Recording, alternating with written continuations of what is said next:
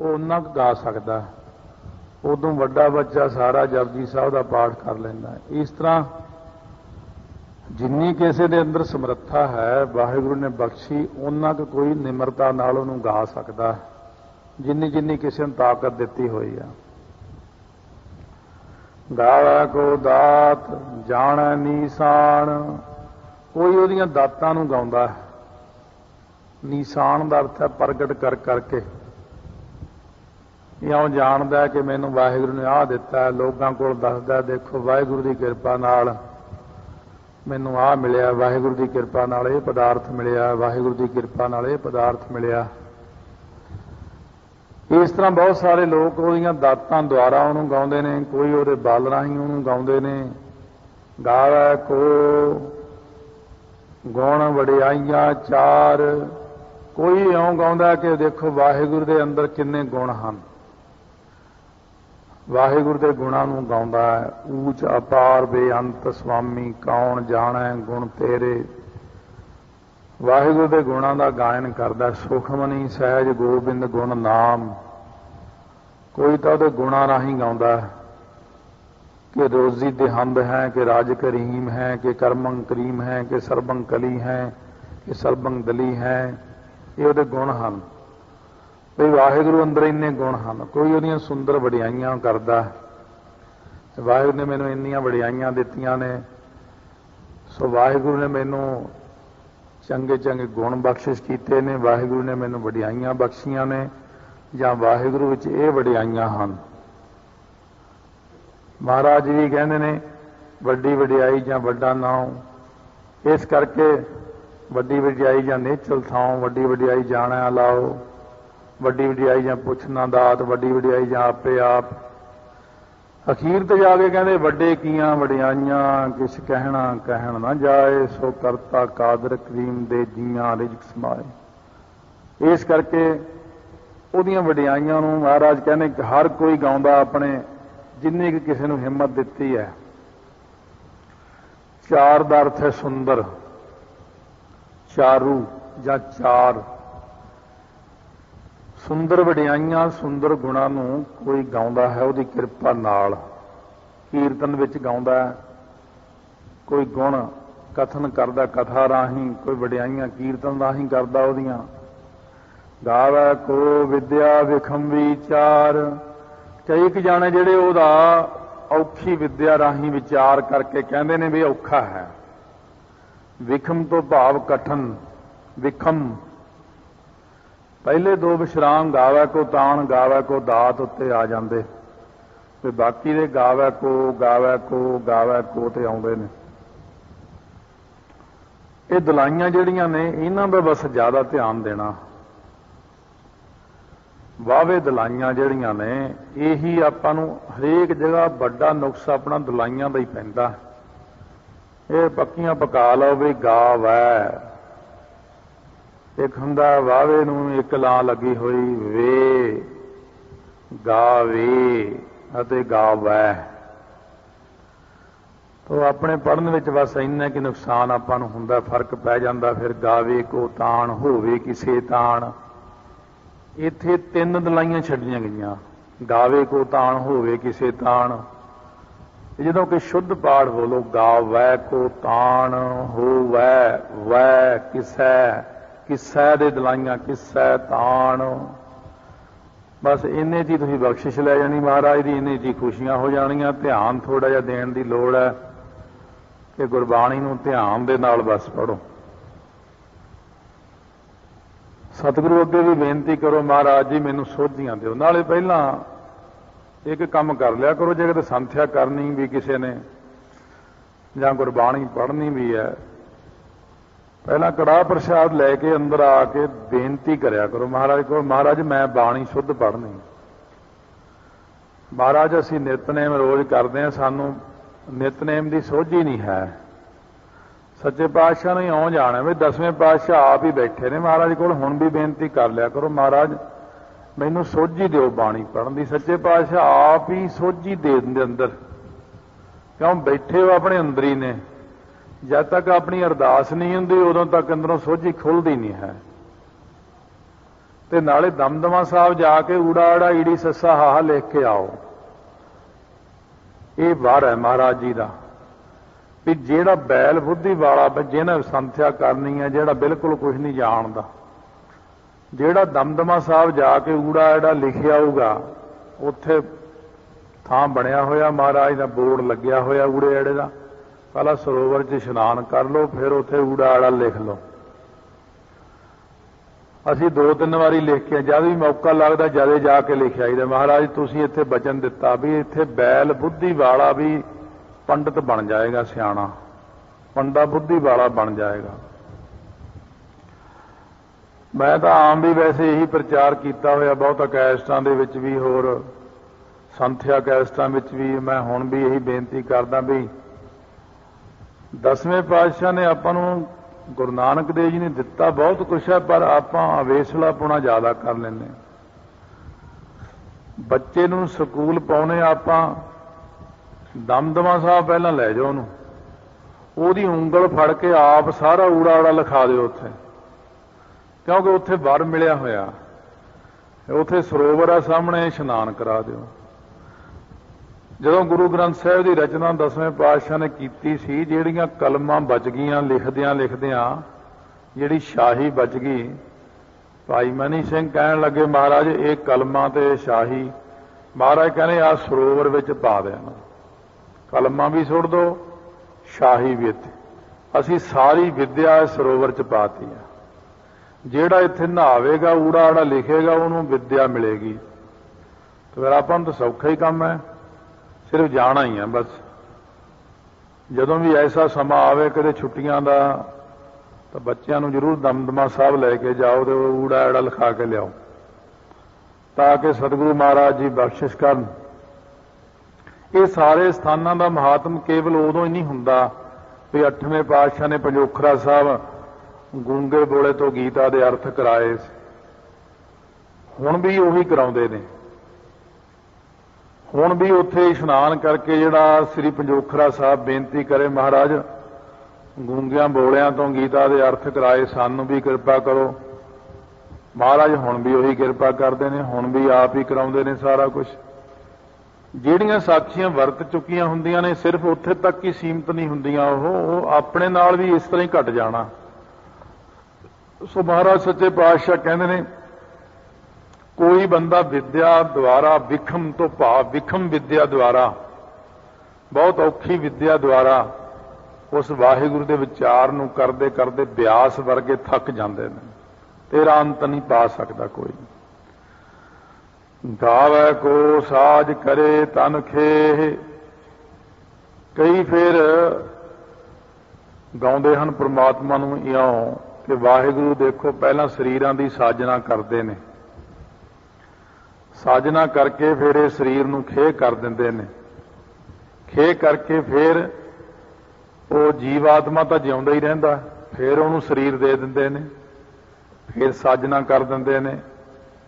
ਜਿਨ ਤੂੰ ਸਾਜ ਸਵਾਰ ਸਿੰਗਾਰਿਆ, ਗਰਭ ਅਗਨ ਮੈਂ ਜਿਹਨੇ ਉਬਾਰਿਆ। ਫਿਰ ਇਉਂ ਵਾਹਿਗੁਰੂ ਦੀ ਉਪਮਾ ਮਹਿਮਾ ਕਰਦੇ ਨੇ ਕਿ ਦੇਖੋ ਵਾਹਿਗੁਰੂ ਕਿਵੇਂ ਸਰੀਰਾਂ ਦੀ ਸਾਜਨਾ ਕਰਦੇ ਨੇ, ਕਿਵੇਂ ਸਰੀਰਾਂ ਨੂੰ ਨਾਸ਼ ਕਰਦੇ ਨੇ। ਕਈ ਇਸੇ ਤਰ੍ਹਾਂ ਹੀ ਗਾਈ ਜਾਂਦੇ ਨੇ। ਚਲੋ ਜਿਵੇਂ ਵੀ ਮਹਾਰਾਜ ਕਹਿੰਦੇ ਕੋਈ ਗਾਉਂਦਾ ਆਪਣੀ ਆਪਣੇ ਢੰਗ ਤਰੀਕੇ ਨਾਲ, ਹਰੇਕ ਬੰਦਾ ਵਾਹਿਗੁਰੂ ਦੀ ਮਹਿਮਾ ਕਰਦਾ। ਗਾਵੇ ਕੋ ਜੀ ਲੈ ਫਿਰਦੇ, ਕੋਈ ਇਉਂ ਗਾਉਂਦਾ ਭਈ ਵਾਹਿਗੁਰੂ ਜੀਵ ਆਤਮਾ ਪਹਿਲਾਂ ਦਿੰਦੇ ਨੇ, ਜੀਵ ਨੂੰ ਦੇਹੀ ਦਿੰਦੇ ਨੇ, ਫਿਰ ਉਹਦੇ ਵਿੱਚੋਂ ਜੀਵ ਆਤਮਾ ਲੈ ਲੈਂਦੇ ਨੇ ਵਾਪਸ, ਫਿਰ ਉਸ ਨੂੰ ਦੇਹੀ ਦੇ ਦਿੰਦੇ ਨੇ, ਫਿਰ ਉਹ ਜਨਮ ਲੈ ਲੈਂਦਾ। ਇਸ ਤਰ੍ਹਾਂ ਵਾਹਿਗੁਰੂ ਦੇ ਗੁਣਾਂ ਦਾ ਗਾਇਨ ਕਰਦੇ ਰਹਿੰਦੇ ਨੇ ਕਈ ਲੋਕ। ਵਾਹਿਗੁਰੂ ਅਕਾਲ ਪੁਰਖ ਦੀ ਮਹਿਮਾ ਨੂੰ ਕਰਦੇ ਨੇ। ਗਾਵੇ ਕੋ ਜਾਪੈ ਦਿਸੈ ਦੂਰ, ਕੋਈ ਇਉਂ ਗਾਉਂਦਾ ਕਿ ਵਾਹਿਗੁਰੂ ਜਿਹੜਾ ਹੈ ਉਹ ਬਹੁਤ ਦੂਰ ਹੈ। ਜਾਪੈ ਜਾਣਿਆ ਜਾਂਦਾ ਹੈ, ਦਿਸਦਾ ਹੈ ਦੂਰ, ਉਹ ਉੱਪਰ ਹੈ ਨੀਲੀ ਛੱਤ ਵਾਲਾ। ਕੋਈ ਇਉਂ ਕਹਿ ਕੇ ਉਹਦੀ ਉਪਮਾ ਕਰਦਾ ਕਿ ਵਾਹਿਗੁਰੂ ਬਹੁਤ ਦੂਰ ਹੈ, ਵਾਹਿਗੁਰੂ ਮੇਰੀਆਂ ਅੱਖਾਂ ਤੋਂ ਦੂਰ ਹੈ। ਹੁੰਦਾ ਤਾਂ ਕੋਲ ਹੀ ਹੈ, ਪਰ ਉਹਦੇ ਦਿਸਣ ਵਿੱਚ ਉਹਨੂੰ ਦੂਰ ਲੱਗਦਾ। ਗਾਵੇ ਕੋ ਵੇਖੈ ਹਾਦਰਾ ਹਦੂਰ। ਕੋਈ ਇਉਂ ਗਾਉਂਦਾ ਕਿ ਵਾਹਿਗੁਰੂ ਹਾਦਰਾ ਹਦੂਰ ਸਾਹਮਣੇ ਦੇਖ ਰਿਹਾ ਹੈ। ਕਿ ਇਸ ਤਰ੍ਹਾਂ ਕਹਿੰਦੇ ਜਿਨ੍ਹਾਂ ਤੇ ਕਿਰਪਾ ਹੁੰਦੀ ਹੈ, ਜਿਨ੍ਹਾਂ ਤੇ ਕਿਰਪਾ ਹੋ ਜਾਂਦੀ ਹੈ, ਉਹ ਇਸ ਤਰ੍ਹਾਂ ਕਹਿਣ ਲੱਗ ਜਾਂਦੇ ਨੇ। ਜਿਹੜੇ ਇੱਕ ਮਨਮੁਖ ਲੋਕ ਨੇ ਉਹ ਕਹਿੰਦੇ ਰੱਬ ਕਿਤੇ ਦੂਰ ਬੈਠਾ। ਗੁਰਮੁਖ ਕਹਿੰਦੇ ਨੇ ਰੱਬ ਤਾਂ ਬਿਲਕੁਲ ਹਿਰਦੇ 'ਚ ਬੈਠਾ। ਕਹਿ ਰਵਿਦਾਸ ਹਾਥ ਪੈ ਨੇਰਾ ਸਹਿਜੇ ਹੋਏ ਸੋ ਹੋਈ। ਇਸ ਤਰ੍ਹਾਂ ਕਰਕੇ ਹਰੇਕ ਕੋਈ ਆਪਣਾ ਆਪਣੇ ਹਿਸਾਬ ਨਾਲ ਜਿੰਨਾ ਕਿਸੇ ਨੂੰ ਬਲ ਮਿਲਿਆ ਹੋਇਆ ਹਰੇਕ ਗਾਉਂਦਾ। ਹਰੇਕ ਮੱਤ ਵਾਲੇ ਗਾਉਂਦੇ ਨੇ, ਹਰੇਕ ਰਿਸ਼ੀ ਮੁਨੀ ਗਾਉਂਦਾ। ਜਿੰਨੀ ਜਿੰਨੀ ਬਖਸ਼ਿਸ਼ ਕੀਤੀ ਆਪ ਆਪਣੀ ਬੁੱਧ ਹੈ ਜੇਤੀ। ਵਰਨਤ ਭਿੰਨ ਭਿੰਨ ਤੋਏ ਤੇਤੀ। ਪਰ ਫੇਰ ਵੀ ਕਹਿੰਦੇ ਤੁਮਰਾ ਲਖਾ ਨਾ ਜਾਏ ਪਸਾਰਾ। ਕਿ ਵਿਦ ਸਜਾ ਪ੍ਰਥਮ ਸੰਸਾਰਾ। ਕਥਨਾ ਕਥੀ ਨ ਆਵੈ ਟੋਟ। ਕਿਉਂ ਕਥਨ ਕਰਦਿਆਂ ਕਰਦਿਆਂ ਬੜੇ ਬੜੇ ਕਥਾਕੜਾਂ ਕੋਲੋਂ ਅੱਜ ਤੱਕ ਉਹਦਾ ਟੋਟ ਨਹੀਂ ਆਇਆ, ਭਾਵ ਸਿਰਾ ਹੀ ਨਹੀਂ ਮਿਲਿਆ, ਅੰਤ ਨਹੀਂ ਪਿਆ ਹੈ, ਕੋਈ ਟੋਟ ਹੀ ਨਹੀਂ ਆਈ ਉਹਦੇ। ਜੇ ਕਹੀਏ ਵਾਹਿਗੁਰੂ ਦੇ ਦਰ ਦੇ ਉੱਤੇ ਕੋਈ ਘਾਟਾ ਪੈ ਗਿਆ ਵੀ ਬੜਿਆਂ ਨੇ ਕਥਨ ਕਰ ਦਿੱਤਾ, ਉਹਦੇ ਦਰ ਦੇ ਉੱਤੇ ਕੋਈ ਘਾਟਾ ਵੀ ਨਹੀਂ ਹੈ। ਬੜਿਆਂ ਬੜਿਆਂ ਨੇ ਕਥਨ ਕੀਤਾ ਹੈ। ਕਾਥ ਕਾਥ ਕਥੀ ਕੋਟੀ ਕੋਟ ਕੋਟ। ਸੋ ਕਹਿੰਦੇ ਨੇ ਕਈਆਂ ਨੇ ਕਥਨ ਕੀਤਾ। ਬੇਅੰਤ ਲੋਕਾਂ ਨੇ, ਕਰੋੜਾਂ ਲੋਕਾਂ ਨੇ ਪਿਛਲੇ ਸਮੇਂ ਵਿੱਚ ਬੀਤੇ ਹੋਏ ਵਿੱਚ, ਬੇਅੰਤ ਲੋਕ ਅੱਜ ਕਥਨ ਕਰ ਰਹੇ ਨੇ, ਬੇਅੰਤ ਲੋਕ ਆਉਣ ਵਾਲੇ ਸਮੇਂ ਵਿੱਚ ਕਥਨ ਕਰਨਗੇ ਨਿਮਰਤਾ ਪੂਰਵਕ। ਪਰ ਕੋਈ ਬੰਦਾ ਉਹਦਾ ਅੰਤ ਨਹੀਂ ਪਾ ਸਕਦਾ। ਬਲਿਹਾਰੀ ਕੁਦਰਤ ਵਸਿਆ ਤੇਰਾ ਅੰਤ ਨਾ ਜਾਈ ਲਖਿਆ। ਉਹਦਾ ਅੰਤ ਕੋਈ ਪਾ ਹੀ ਨਹੀਂ ਸਕਿਆ। ਸੋ ਇਸ ਕਰਕੇ ਉਹ ਐਸਾ ਵਾਹਿਗੁਰੂ ਹੈ। ਸਤਿਗੁਰੂ ਮਹਾਰਾਜ ਸੱਚੇ ਪਾਤਸ਼ਾਹ ਉਹਦੇ ਤੇ ਫਿਰ ਕਿਰਪਾ ਕਰ ਦਿੰਦੇ ਨੇ। ਹੁਣ ਜੇ ਕੋਈ ਗਾਵੇ ਉਹਨੂੰ, ਹੁਣ ਕਈ ਲੋਕ ਇਉਂ ਗਾਉਂਦੇ ਨੇ। ਇਹ ਤਾਂ ਹੋ ਗਏ ਦੋ ਪੱਖ, ਨਖੇਤ ਤੇ ਵਿਧੀ ਪੱਖ ਵਿੱਚ। ਕੋਈ ਕਿਵੇਂ ਗਾਉਂਦਾ, ਕੋਈ ਕਿਵੇਂ ਗਾਉਂਦਾ। ਹੁਣ ਕਈ ਲੋਕ ਉਹਨੂੰ ਕਾਹਦੇ ਕਾਹਦੇ ਵਾਸਤੇ ਗਾਉਂਦੇ ਨੇ, ਫਿਰ ਉਹਨੂੰ ਉਹੀ ਚੀਜ਼ ਦੇ ਦਿੰਦਾ ਉਹ।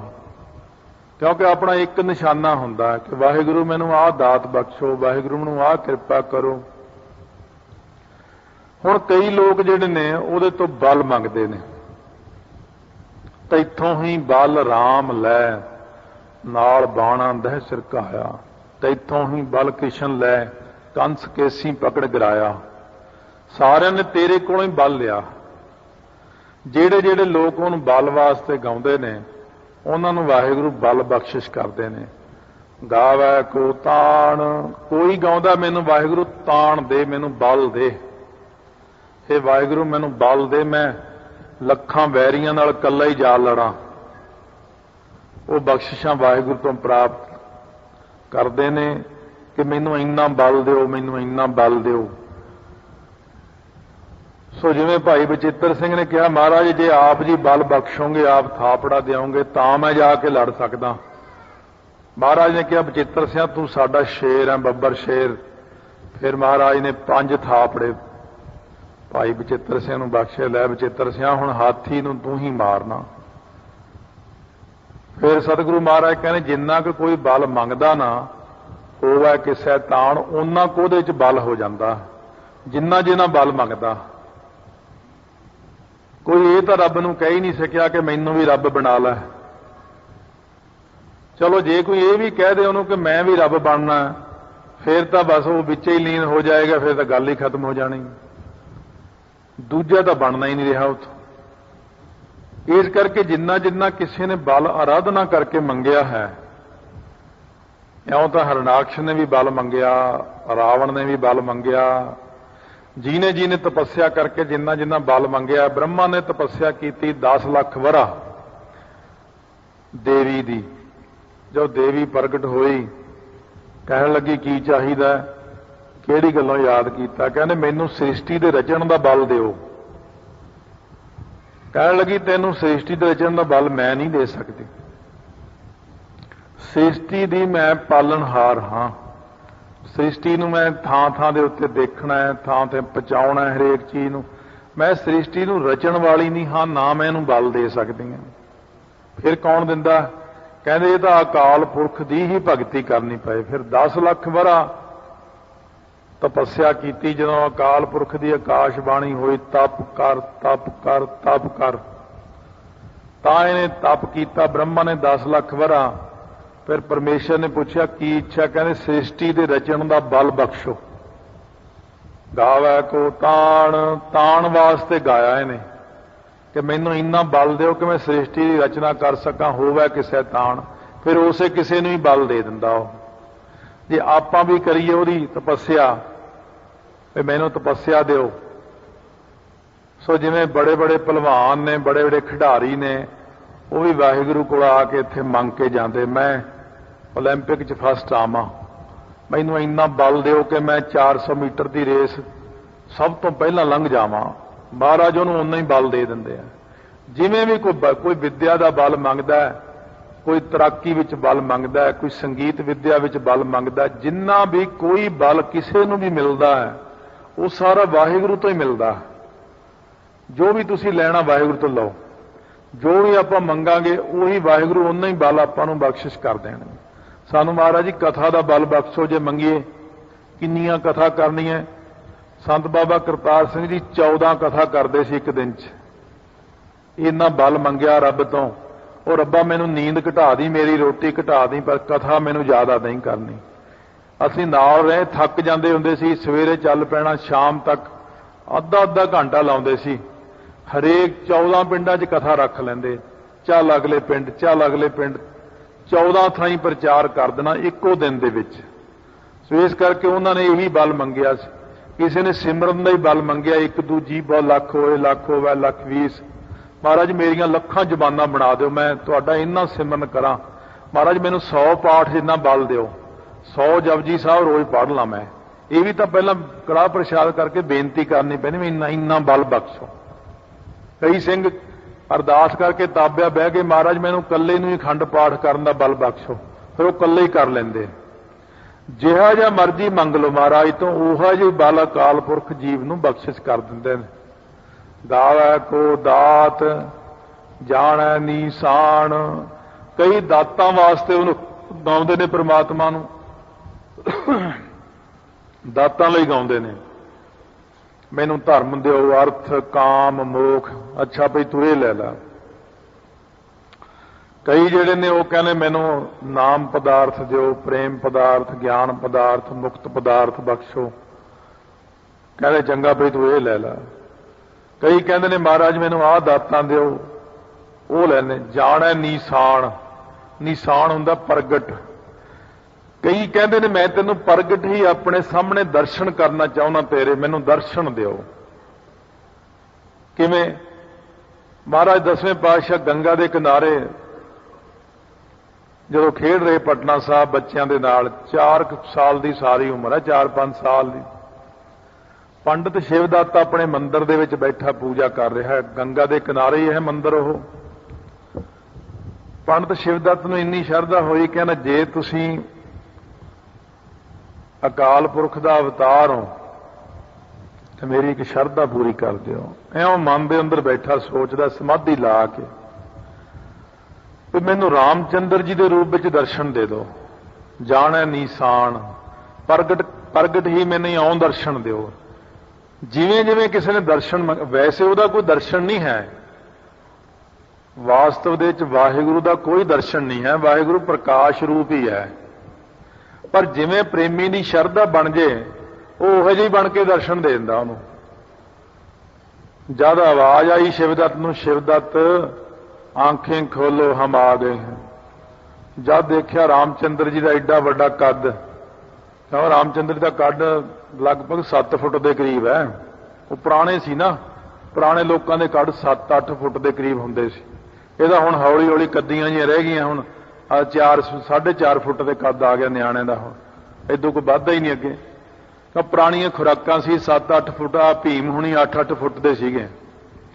ਸੋ ਇਸ ਕਰਕੇ ਰਾਮਚੰਦਰ ਜੀ ਜਦ ਆ ਕੇ ਉਹਨਾਂ ਬਸਤਰਾਂ 'ਚ ਦਰਸ਼ਨ ਦਿੱਤੇ ਤਾਂ ਉਸ ਵਕਤ ਨਿਹਾਲ ਹੋ ਗਿਆ, ਚਰਨੀ ਪੈ ਗਿਆ। ਜਦ ਉੱਪਰ ਉੱਠਿਆ ਤਾਂ ਮਹਾਰਾਜ ਸਾਹਮਣੇ 4 ਸਾਲ ਦੀ ਉਮਰ 'ਚ ਖੜੇ ਹੱਸਦੇ ਨੇ। ਕਹਿੰਦੇ ਹੋ ਗਏ ਸ਼ਿਵਦੱਤ ਦਰਸ਼ਨ? ਕਹਿੰਦੇ ਹਾਂ ਜੀ। ਹੋ ਗਈ ਤੇਰੀ ਇੱਛਾ ਪੂਰੀ? ਕਹਿੰਦੇ ਹਾਂ ਜੀ। ਕਹਿੰਦੇ ਲੈ ਇੱਥੇ ਬੈਠ ਕੇ ਭਜਨ ਕਰਿਆ ਕਰ, ਸੇਵਾ ਕਰਿਆ ਕਰ। ਉਹ ਜਿਵੇਂ ਵੀ ਕੋਈ ਕਹੇ ਕਿ ਮੈਨੂੰ ਇਸ ਰੂਪ ਵਿੱਚ ਦਰਸ਼ਨ ਚਾਹੀਦੇ ਤੇਰੇ, ਉਸੇ ਰੂਪ ਵਿੱਚ ਦਰਸ਼ਨ ਦੇਣ।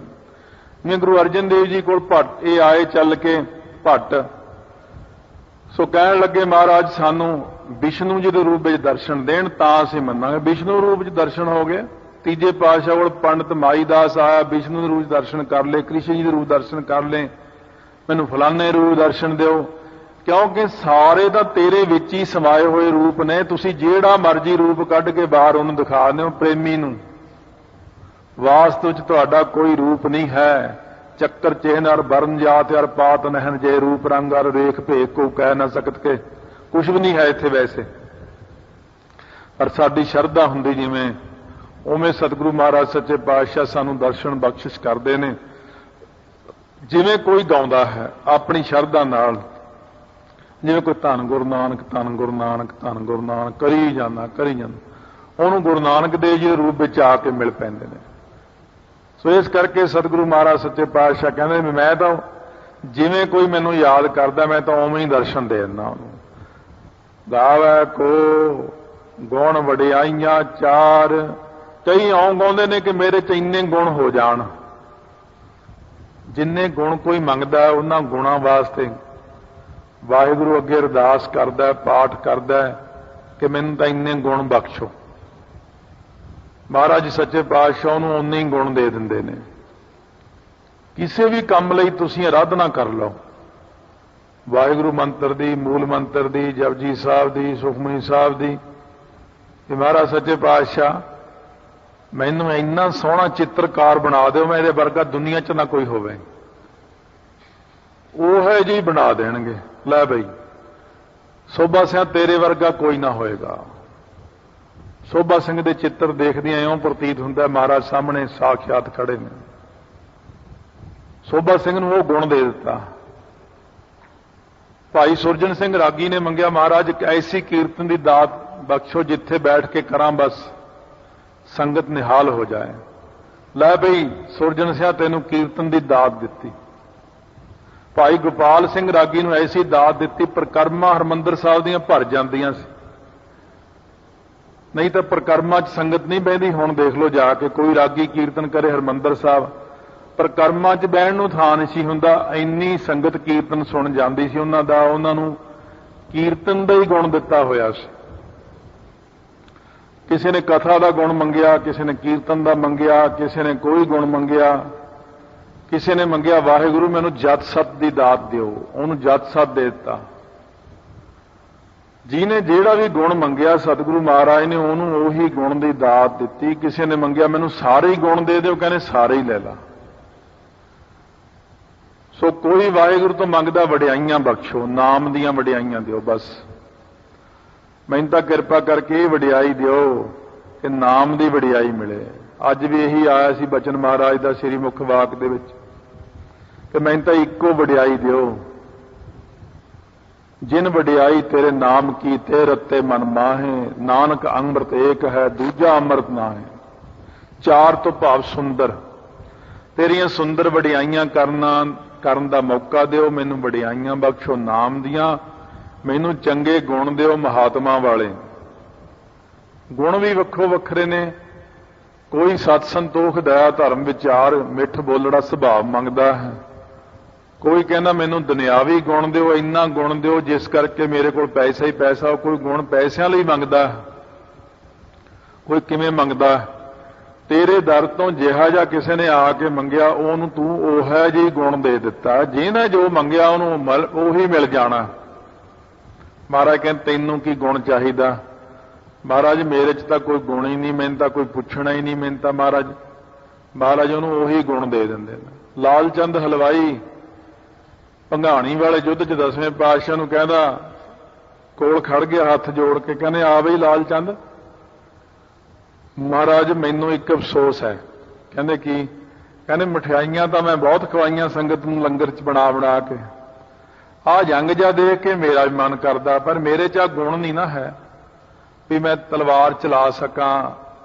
ਮਹਾਰਾਜ ਕਿਤੇ ਮੈਨੂੰ ਵੀ ਇਹ ਬਖਸ਼ਿਸ਼ ਕਰੋ ਗੁਣ ਦੀ। ਮਹਾਰਾਜ ਕਹਿੰਦੇ ਇਹ ਕਿਹੜਾ ਔਖਾ, ਆ ਲੈ ਫੜ ਢਾਲ, ਆ ਸ੍ਰੀ ਸਾਹਿਬ ਆ ਦੇਖ। ਆਪ ਹੀ ਸਿਖਾਉਣ ਲੱਗ ਗਏ ਮਹਾਰਾਜ। ਉਧਰ ਜੰਗ ਚੱਲ ਰਿਹਾ ਸਾਹਮਣੇ, कहने ला जा कोई श्री साहब मारे ना अग्यों तो ढाल ऐ करदी खब्बे पासियों, जद मौका जा देखे खाली उधरों मैं गाटा ला दी। फिर कहना जी 7 वजन चढ़ाता घोड़े ते। देखो एट ए टाइम ही गुण दिंदा वो, ये नहीं हुंदा भी फेर दऊगा। जिवें छज्जू झौर दे सिर ते हथ रख के उसे वक्त ही अर्थ करवाते, लाल चंद हलवाई नूं उसे वक्त ही जंग विच लड़वाता। शुभ गुण देण लग्गियां देर नहीं लाउंदे सच्चे पातशाह। जे आपां कहीए मेरे च तां ये गुण नहीं, मैं पता नहीं कद जाके सिखांगा, महाराज कहने हुणे सिखा दिंदे तैनूं, देर नहीं लाउंदे। जिवें पहिलां भी आप नूं सुणाया सी प्रसंग बई बंदे ने महाराज नूं कहा महाराज मैं टीरा, मैनूं लोग टीरा टीरा कहंदे, मेरी अख 'च टीर पैंदा। महाराज कहने अखां बंद कर तां जरा खोल हुण अपणियां अखां। कहने जा शीशे 'च देख के आ। ਜਾਂ शीशे देखिया, कहना महाराज हुण तां चंगियां भलियां ने। महाराज कहने कुछ भी नहीं होया है, की होया? इस करके पातशाह कोल तां उसे वक्त ही किरपा हुंदी है। बस पिछे ਉਹਦੇ एक चीज खड़ी सी, ਉਹ ਬੰਦੇ ਨੇ ਜਿਹਨੇ चीज मंगी आ ना, ਉਹਦੇ ਮੰਗਰ ਉਹਦੀ कमाई ਕੰਮ करदी है। ਆਪਾਂ बिना कमाई तो आके मंगते हैं ना, इस गल्लों काम खराब हुंदा अपना। पहला कमाई करो, मेहनत करो, अभ्यास करो, बाणी पढ़ो, तां आके मंगो, तां छेती मिलदी चीज। ते आपां फोकट मंगते हैं महाराज तो कि एवें ही पता नहीं खड़ जांगे आके महाराज बख्शिश कर देणगे। महाराज कहने भाई इउं नहीं, पहला मेहनत करो, कमाई करो, अभ्यास करो, मर्यादा कमाओ। गावै को विद्या विखम विचार, कोई वाहिगुरू तो इउं मंगदा कि मैनूं विखम कठन विद्या की दात बख्शो, जिहड़ी विद्या किसी नूं ना आवे वो मैनूं दिओ। वेदांत की विद्या मैनूं बख्शो। सो इसे प्रकार ज्योतिष के 6 अंग ने, वेद के 6 अंग ने, 6 दियां 6 विद्या मंगदा। कठन विद्या लई लोग कराउंदे नहीं अखंड पाठ कि साडा बच्चा फलाने पेपर चों पास हो जाए, इहनूं विद्या की दात देण महाराज। महाराज सच्चे पातशाह आपे ही फिर विद्या दिंदे ने, आप ही किरपा करदे ने। किसी नूं डॉक्टर बनाउंदे ने, किसी नूं इंजीनियर बना दिंदे ने, किसी नूं कुछ बना दिंदे ने, किसी नूं हरेक प्रकार की विद्या जिहड़ी आ ना सच्चे पातशाह बख्शिश करदे ने। जिवें किसी जोतशी ने आके मत्था टेक के महाराज अगे हाथ जोड़े, महाराज 10वें पातशाह नूं कहण लग्या महाराज मेरे ते किरपा करो। कहंदे की चाहिए? महाराज ज्योतिष विद्या का संपूर्ण ज्ञान हो जाए मैनूं। महाराज हस के कहने चंगा जा हो जाऊगा। उहनूं ओह मंग लिया, उहनूं ओही देता। फिर महाराज सच्चे पातशाह जद जा रहे हजूर साहब नूं तां रास्ते दे विच फिर गए दमदमा साहब तो ਸਿੰਘਾਂ ਨੂੰ कहण लगे सारे इत्थे खड़े हो सी, काम जा आए जरा। पिंड दे विच इकल्ले ही चले गए, एक घर दे मूहरे खड़े हो गए जाके। ਉਹ अंदर घरदिਆਂ ਨੂੰ ਸੁਨੇਹਾ ਦਿੱਤਾ भी बाहर कोई आया घोड़े ते। वो बड़ा बिरध हो गया। जब बाहर आया हौली हौली पछाणिया कि महाराज सच्चे पातशाह आए ने, चरनां ते सिर रख। महाराज कहने इस तां अगे जा रहे सी, मिलन आए हैं, लिया तेरी ज्योतिष देखिए, या जिहनूं मिलन जा रहे हैं मिलेगा कि नहीं? महाराज सच्चे पातशाह ਉਹਦਾ ਤੁਹਾਡੇ ਜਾਣ ਤੋਂ ਪਹਿਲਾਂ ही मर जाएगा, ਉਹਨੇ ਤੁਹਾਨੂੰ ਕੀ मिलना? महाराज कहने क्यों? कहने महाराज ਉਹਦੇ ਭਾਗਾਂ 'ਚ ਤੁਹਾਡੇ दर्शन नहीं लिखे, जे ਉਹਨੂੰ दर्शन हो गए ਉਹਦਾ भला हो जाएगा, रब ने ਉਹਦਾ भला करना नहीं, इस करके ਉਹ ਪਹਿਲਾਂ ही चढ़ाई कर जाएगा। औरंगजेब महाराज हस पे कहते हाँ इस तरह ही है, मैं सिर्फ तेनों देखण ही आया सी भी तेरे अंदर हुण किन्ना क चानण है। सो इस करके महाराज तो जिहने जिहड़ी विद्या का विचार मंग लिया, महाराज ने ਉਹਨੂੰ ਉਹੀ बख्शिश कर दिती। विद्या कोई भी मंग लो, कीर्तन विद्या मंग लो, कीर्तन वालिਆਂ ਨੂੰ कीर्तन की दात दिंदे ने, कथा वालिਆਂ ਨੂੰ कथा की दात दिंदे ने। ਜਿਹੜਾ भी आपां विखम विचार मंगना है, महाराज तो औखे तो औखी विद्या मंगनी है, ਉਹ ही बख्शिशां करदे सच्चे पातशाह। ਜਿਹੜਾ भी मंग लैंदा उस उत्ते ਉਹੀ किरपा कर दिंदे ने, वैसे भी किरपा कर दिंदे ने। धन्ना सिंह घाही भाई नंद लाल नूं लंघदिआं देख के घोड़ियां की लिद साफ करता सी,